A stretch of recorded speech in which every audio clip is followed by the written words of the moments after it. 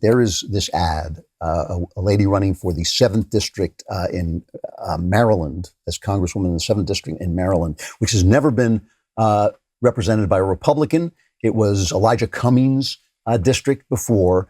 And you remember that this is the woman who said Elijah Cummings' district was covered with rats, and sort of protect Elijah Cummings. The media was, well, rats have rights too. Rats are children of God. You know, I mean, it was like whatever they could come up with. Say this woman, his name is Kim Klacik.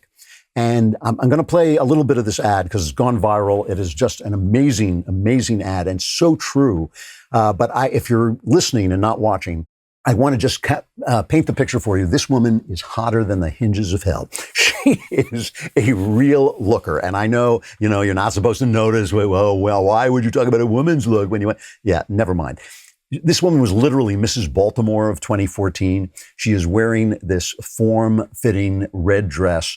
She's a bombshell, and she's wearing these high-heeled red shoes that gave me a stutter. And she's walking through.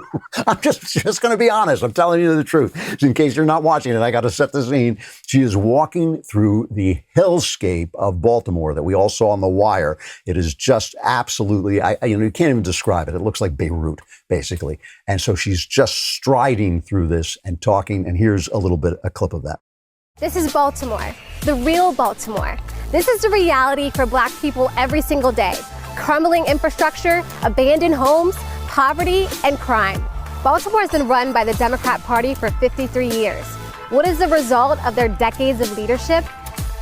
Baltimore is one of the top 5 most dangerous cities in America. The murder rate in Baltimore is 10 times the U.S. average. The Baltimore poverty rate is over 20%. Homicide, drug, and alcohol deaths are skyrocketing in our city. Do you believe Black Lives Matter? I do. The vast majority of crime in Baltimore is perpetrated against Black people, who make up 60% of the population. So why don't we care about our communities? It's an amazing ad. It goes on for like 3 minutes. And the point, this is the thing. She's talking about 50 years of Democrat governance, 50 years. At what point do even guilty white liberals who are being gamed by this party, at what point do they say, this isn't working, and Trump did bring jobs to Black people, and all of this stuff about his racism is all about language. It's all about the things that we don't say in our fancy parties because we have to show each other how virtuous we are. Fancy parties, by the way, where no Black people are invited, but we show by the way we speak, we show how virtuous we are. When are they going to match reality to their ideas? And Trump, by the way, makes the larger point about this from this. Let me make sure I have her name right again. It's Kim Klacik, Klacik. And Trump makes the larger point. This is cut 7. You want the failed policies of Mayor Bill de Blasio or Mayor Lori Lightfoot, Chicago, or Mayor Jacob Fry, brought to every city and town in this nation? If left-wing Democrats can't run a city, why on earth would you let them run your country? We have such incredibly run cities. Such incredibly run cities. The problems we have are the radical left.